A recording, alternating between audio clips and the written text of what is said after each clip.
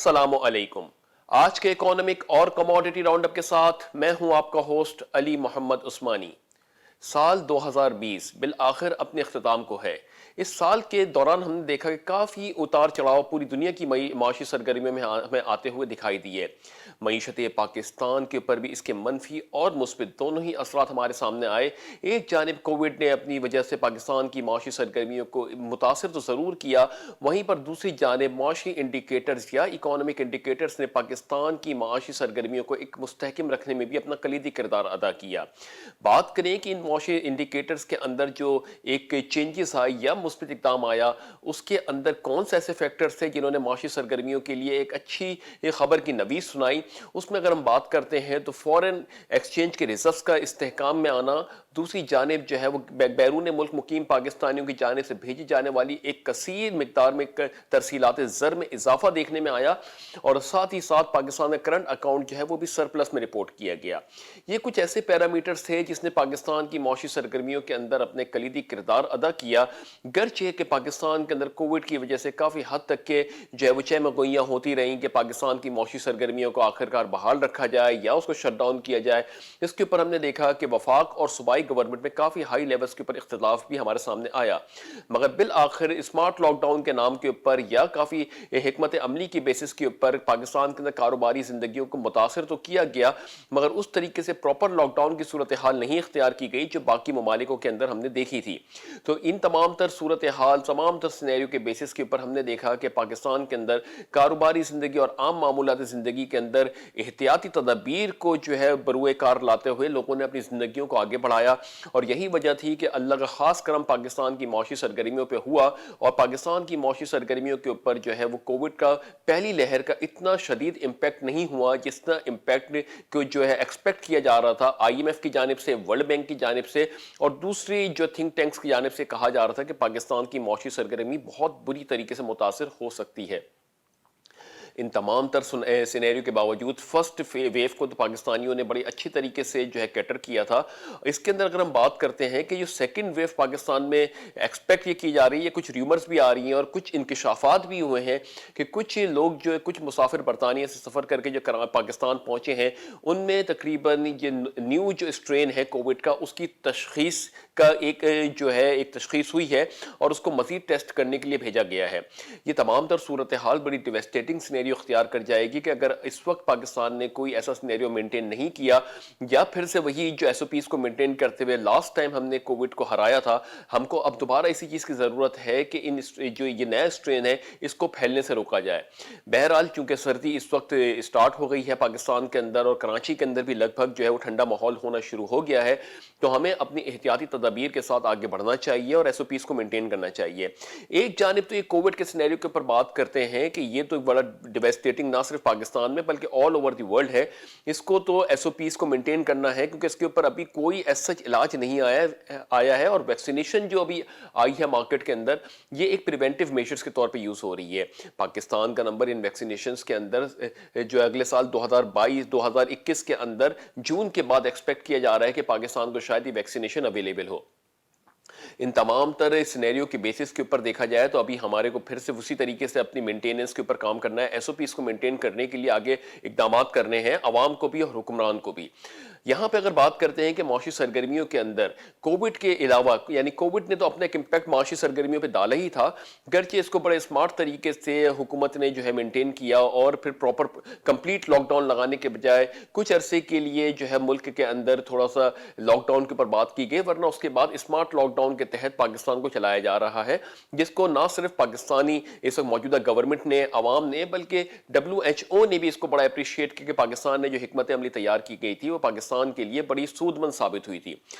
یہ تمام تر صورتحال، تمام تر سچویشن، تمام تر سینیریو جو تھے وہ پاکستان کے فیور میں آئے تھے۔ وہیں پر دوسری جانب جو معاشی استحکام کی صورتحال ہمیں اکانومک انڈیکیٹرز میں آتی ہوئی دکھائی دے رہی تھی، اس کے اندر اگر ہم کلیدی کردار دیکھیں تو حکومت کا اتنا میجر امپیکٹ نہیں ہے کہ یہ ہمارے نمبرز اچھے ہوئے ہیں، بلکہ اس میں میجر امپیکٹ جو ہے وہ عوام کا اور خاص طور سے بیرون ملک مقیم پاکستانیوں کا ہے، جنہوں نے اس مشکل وقت میں پاکستان میں اپنی انویسٹمنٹ بھیجی، اپنا سرمایہ بھیجا، اپنے پیسے بھیجے، جس کی وجہ سے پاکستان کا کرنٹ اکاؤنٹ سرپلس میں آیا۔ یہی وجوہات ہیں کہ پاکستانیوں کے پر جب بھی کبھی مصیبت آتی ہے یہ یکجا ہو کے ایک قوم بن کے آگے بڑھتے ہیں۔ ہم امید یہ کرتے ہیں کہ صرف مصیبت میں ہی نہ ایک یکجا ہوں بلکہ عام معمولات زندگی کے اندر بھی ہم چاہے کسی بھی اس سے تعلق رکھتے ہوں، ہم پورے دیکھا جائے تو ایز اے نیشن پاکستانی ہیں۔ ایک مصیبت کے وقت میں تو ہمارا بڑا ایک بینچ مارک ہے کہ ہم ایک جگہ یکجا ہو جاتے ہیں اور ایک ساتھ کام کرتے ہیں، مگر ایک وہاں پہ بات یہ ہے کہ جب کبھی اچھے حالات بھی ہوں اور پاکستان کی پراسپیرٹی چل رہی ہو تب بھی ہمیں اسی طریقے سے آگے شانہ بشانہ چلنا چاہیے، ایک دوسرے کا خیال جیسے ویسے تو ہم پاکستانی رکھتے ہی ہیں، مگر ایک ابہام پھیلا ہوا ہے مارکیٹ کے اندر کہ پاکستانی جو ہے اس تصور کو ہمیں غلط ثابت کرنا ہے، یعنی ہم بائی نیڈ اور بائی ڈیڈ جو ہے وہ ہم چاہے اچھے حالات ہوں چاہے برے حالات ہوں اپنی قوم کے ساتھ اپنے ملک کے ساتھ کھڑے ہوئے ہیں۔ یہ عزم پاکستانیوں کا جو ہے وہ اب کھل کے سامنے آ رہا ہے۔ یہیں پہ بات کرتے ہیں کہ ایف بی آر کے گزشتہ سابق چیئرمین شبر زیدی صاحب نے یہ کہا ہے کہ پاکستانیوں کا تقریباً 120 to 150 بلین یعنی 120 سے 150 بلین یو ایس ڈالر جو ہے وہ بیرون ملک بینکوں کے اندر جو پڑا ہوا ہے، گرچہ ان بینکوں کے اندر جو ہے پاکستانیوں کو کوئی اتنی اچھی شرح سود کی بیسس کے اوپر ریٹرن نہیں ملتا، یعنی 1 سے 2% کی بیسس کے اوپر وہ اپنی 150 بلین یو ایس ڈالر انہوں نے اس بینک میں رکھے ہوئے ہیں۔ پاکستان کو چاہیے، گورنمنٹ آف پاکستان کو چاہیے کہ ایسے ایسی فیسلٹیز دی جائے ایسے پاکستانیوں کو جن کے پیسے باہر رکھے ہوئے ہیں کہ وہ پاکستان میں آ کے انویسٹ کریں، اور ان کو جو ہے ایسے مواقع دیے جائیں اور ان کو ایک سٹیپ بائی سٹیپ گائیڈنس دی جائے تاکہ یہ پیسہ پاکستان میں واپس آ سکے اور ان کو ایک اچھے ریٹرن کے اوپر، ہیلدی ریٹرن کے اوپر اس کے اوپر سرمایہ کاری کرنے کے لیے ایک مواقع فراہم کیا جائے۔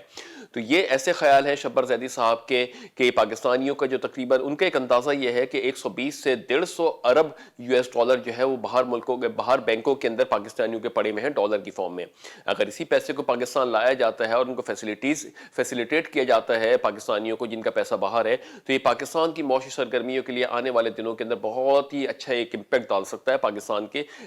کی معاشی سرگرمیوں کے اوپر۔ وہیں پر دوسری جانب ایف بی آر نے اس بات کی تردید کی ہے کہ جو ایمنسٹی اسکیم دی گئی تھی، یعنی کنسٹرکشن کے پروجیکٹ کے اندر جو بات کی گئی تھی، تو ڈاکٹر وقار مسعود جو کہ special assistant to prime minister on revenue revenue ہیں،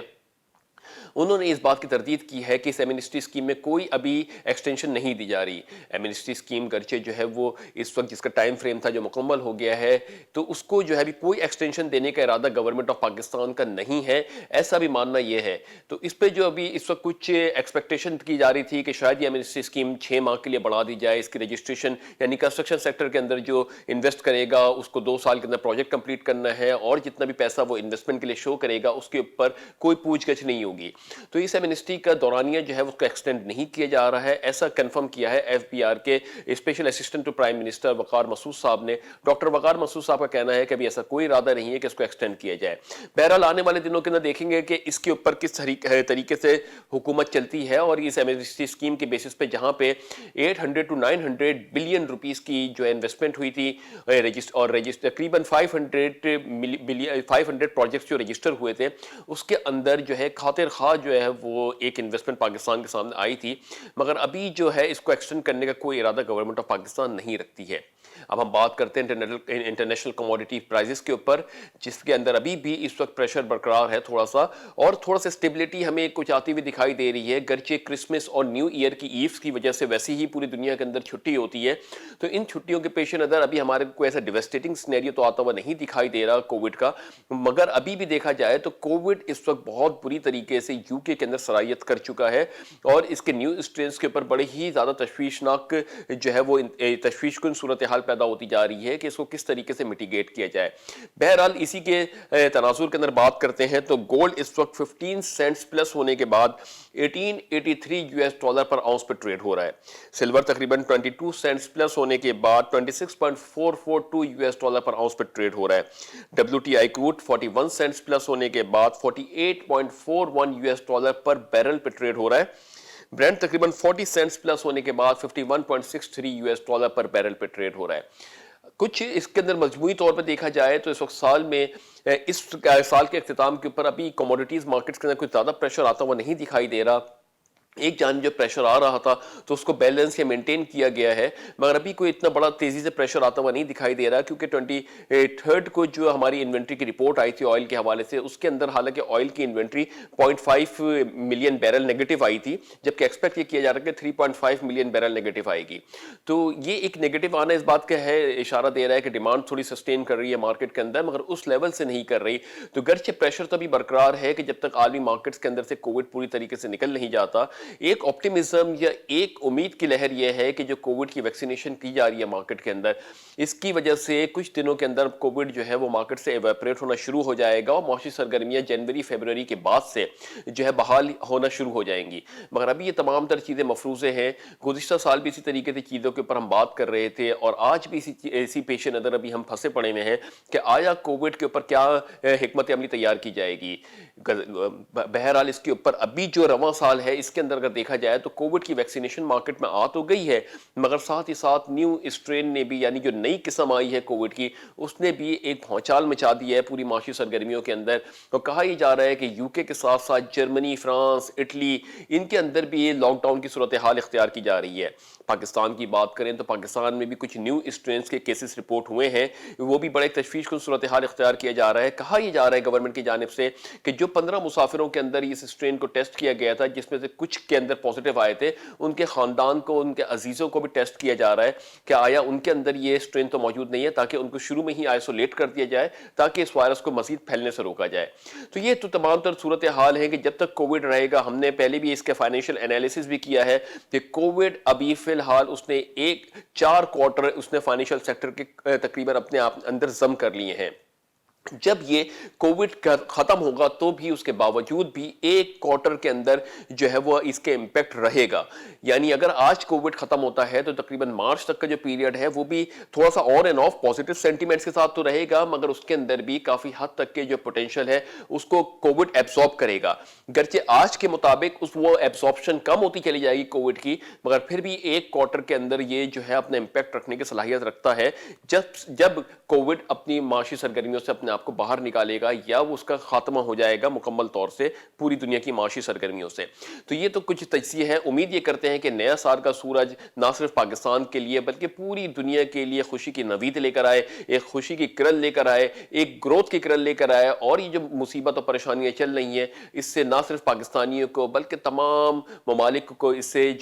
سے آزادی ملے، اور جو ہے وہ اپنی پوٹینشیل کے اوپر واپس موو کرنا شروع کرے. تو اس دعا کے ساتھ کہ اللہ تعالیٰ پاک سر زمین کو شاد باد آباد رکھے. اپنا بہت بہت بہت خیال رکھیے گا. اپنے ہوسٹ علی محمد عثمانی کو اجازت دیجیے. اللہ حافظ.